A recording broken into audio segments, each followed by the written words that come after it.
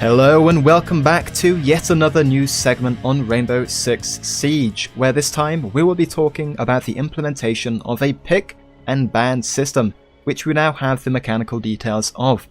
I will just quickly mention that this is an ongoing discussion on Reddit, so this is kind of where I got the idea for the video, as given that I do make videos, I figured I would add to the discussion through video format rather than writing a response there. So here we go. Now, whilst admittedly the pick and ban system that has been announced has only really been confirmed so far for competitive Siege, specifically it is due to be added to Pro League in Season 2 of Year 3, which we're now in, we have to imagine that eventually, once tested in the competitive field, that it will migrate over to ranked Siege play. The details of how it would work have been released, and supposedly there would be pre-operator selection phase, a new phase where both teams would get to ban an attacker and a defender each in a predetermined order.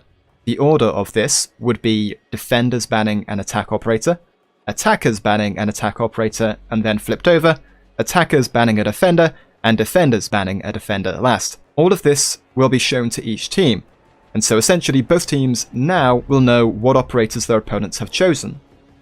What is not shown, however, is the stage after this where each team, again, pre-preparation phase before you're actually in the game, where each team will be able to repick an operator of their choice. This will be hidden to their opponents.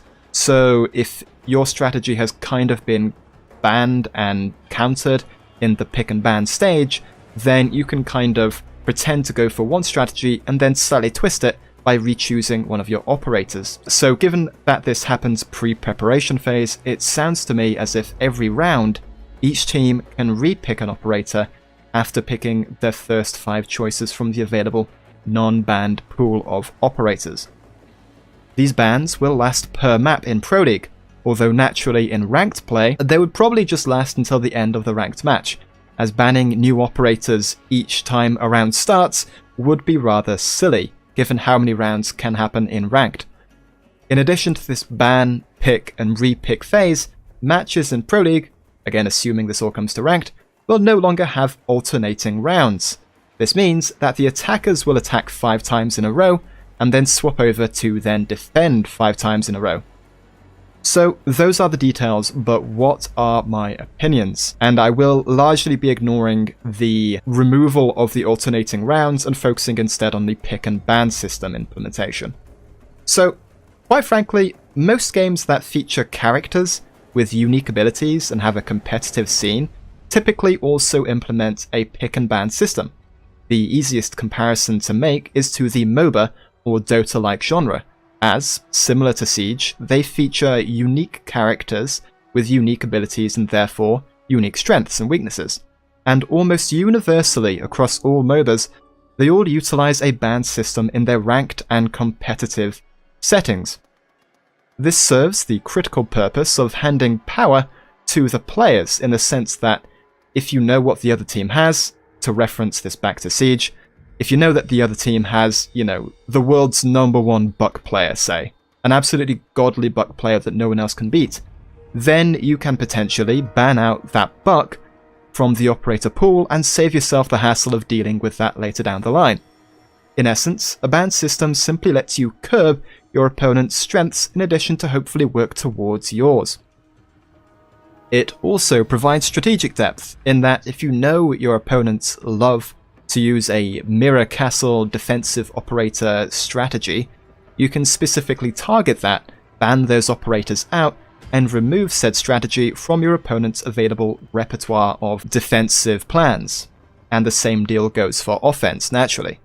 So, the current arguments against picking and banning are largely focused on the idea that the game hasn't seemed to need a pick and ban system so far. It's been around for 3 years, and its competitive scene has basically flourished over that time period. Additionally, there is also the argument that a pick and ban system makes the game harder for new players to get into, as it is yet another mechanic that they have to learn and master. This also certainly has some merit given how complex a game Siege already is without a pick and ban system. Complexity is typically daunting, and if we assume that this is destined for ranked play later down the line, then presumably that will only add to the intimidation factor that playing ranked presents to new players. Personally, I think that its eventual addition to ranked play will be a benefit, as it will, as mentioned, give the playing community greater power. This is the case strategically, given how it lets you and your teams target specific strategies for specific objective sites and specific maps, as well as on a case-by-case operator basis, in that if a certain operator is too strong, both teams can basically opt to ban that operator from the operator pool and just not have to deal with them for the rest of the match. Also, whilst it does add to the learning curve of new players, it also serves to encourage them to think more about the strategy of the game. And if they're having a hard time thinking about the strategy and the wider strategic picture, then they can always fall on the backup plan of simply banning whatever operators they feel particularly weak against.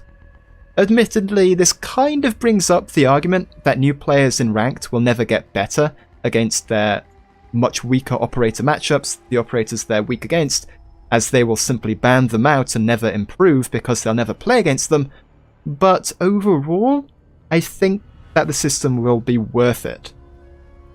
So there you go, a quick rundown of my thoughts on the pick and ban system that will be used in Season 2 for the competitive Siege scene, and which I'm kind of assuming will be added to Ranked sometime later down the line. As of the time of this recording, the new Operation Chimera will be releasing pretty much tomorrow, so if you're watching this a few days after this is uploaded, then this part's slightly irrelevant, but regardless, I'll plow on. So with that in mind, I'm definitely looking forward to it, and on the topic of things to look forward to, I currently have 2 separate projects planned for Chimera, outside of the occasional random gameplay upload, where you might see me play a bit more of Outbreak, and the occasional casual match. The first of these projects will be a very beginner-friendly Siege Basics video series, where I will cover a separate topic per video from the perspectives of both offense and defense. An example would be Destruction, as the theme for the video, where I would cover both basic and advanced usage of Destruction from both sides of the coin, offense and defense. Whilst other people have done guides on Siege, very few have consolidated their guides into one easily accessible place, and so that is more or less what I intend to do.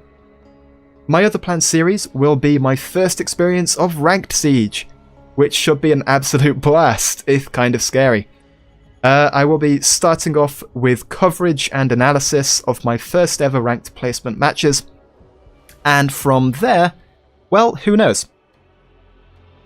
And with that, I hope you found this informative and or entertaining, and I will see you in the next one.